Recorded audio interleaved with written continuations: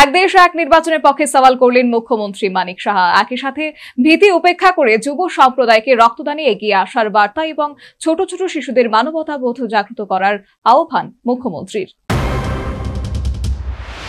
গোটা দেশব্যাপী রক্তদানের ক্ষেত্রে পার্বত্য রাজ্য ত্রিপুরা একটা বিশেষ জায়গা করে নিয়েছে। কার্যত রক্তের বন্ধনে আবদ্ধ হওয়ার বিষয়টি রপ্ত করে নিয়েছে রাজ্যবাসী।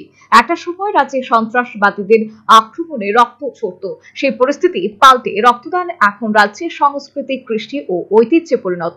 যে কোনো ধর্মীয় হোক কিংবা অন্য কোনো উৎসব অনুষ্ঠানে রক্তদান অপরিহার্য রূপ নিয়েছে।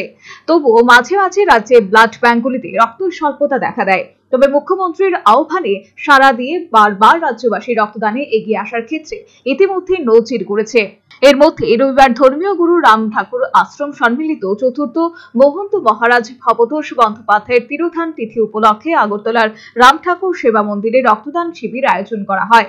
শিবিরে মুখ্যমন্ত্রী মানিক সাহা, মেয়র দীপক মজুমদার, রাম ঠাকুর সেবা মন্দিরের সম্পাদক স্বপন বণিক সহ আশ্রম কর্তৃপক্ষের তরফে অন্যান্য বিশিষ্টরা উপস্থিত ছিলেন।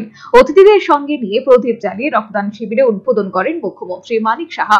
উদ্বোধনের পর নিজ ভাষণে মুখ্যমন্ত্রী রক্তদান সম্পর্কিত বিষয়ে ব্যাঘাতজনিত কারণে এক দেশ এক নির্বাচনের পক্ষে সওয়াল করলেন। আমরা সবাই জানি যে সারা বছর পেরিনিয়াল একটা ইলেকশন ভারতবর্ষে লেগে যাবে, ত্রিপুরাও তার বাইরে না।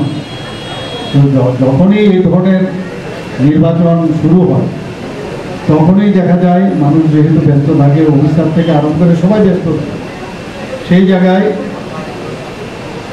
তখন রক্তের দানের যে বিষয় সেটা অনেকটা ঘাটতি থাকে।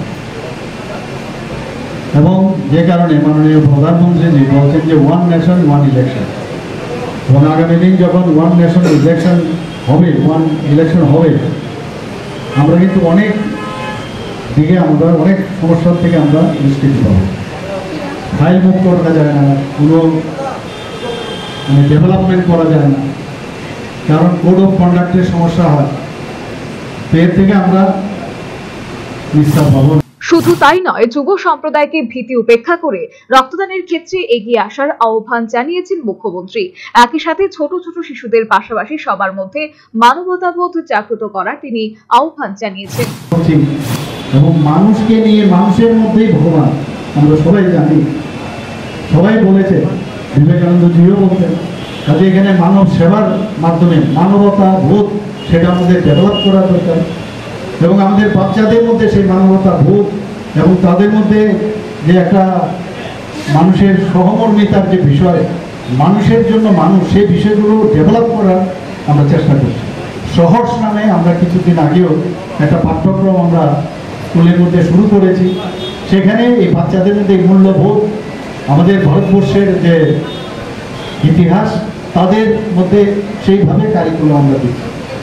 এবং যেভাবে এখন বইয়ের চাপে এদের মধ্যে যে একটা প্রেশার থাকে, তার থেকে মুক্তি দেওয়ার জন্য আমরা বিভিন্ন মডিউল আমরা তৈরি করেছি, এবং সহজ যে মডিউল, তাতে করে মানুষ গড়ার যে বিষয়টা। শিবিরে মেয়র দীপক মজুমদার তার বিভিন্ন সময়ের দীর্ঘ অভিজ্ঞতার কথা জানিয়ে বলেন, মাঝে মাঝে রাজ্যের ব্লাড ব্যাঙ্কগুলিতে রক্তের স্বল্পতা দেখা যায়, সেগুলো আবার পূরণ হয়ে যায়। আক্ষরিক অর্থে রাজ্যে কম বেশি হলেও রক্তদানের ক্ষেত্রে একটা ধারাবাহিকতা রয়েছে বলেও জানিয়ে আরো বেশি করে জনসাধারণকে রক্তদানে এগিয়ে আসার ব্যাপারে তিনি আহ্বান জানান। কিছু কিছু ক্ষেত্রে নির্বাচনের সময়, দুর্গাপুজোর সময়, করোনার সময় আমরা দেখেছিলাম যে ব্লাড ব্যাঙ্কে রক্ত স্বল্পতা কিন্তু পরিস্থিতির জন্য হয়, কিন্তু ধারাবাহিকতা আছে, কম আর বেশি। ওখানে কিন্তু কোনো জায়গায় রক্তদান স্বেচ্ছায় বন্ধ আছে আমার জানা নেই। তো তারপর আমি আবেদন করবো, তারা যখন মাননীয় মুখ্যমন্ত্রী আবেদন রেখেছেন, ওনার আবেদনকে সাড়া দিয়ে যেমন সবাই এগিয়েছেন, আগামী দিনেও চিন্তাভাবনা সবাই করবেন।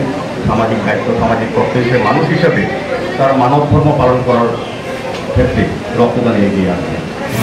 সর্বোপরি বনমালীপুর স্থিত রাম ঠাকুর সেবা মন্দিরে রবিবার রক্তদান শিবির অনুষ্ঠিত। শিবিরে নিজ ভাষণে যুব সম্প্রদায়কে ভীতি উপেক্ষা করে রক্তদানে এগিয়ে আসার আহ্বান মুখ্যমন্ত্রীর।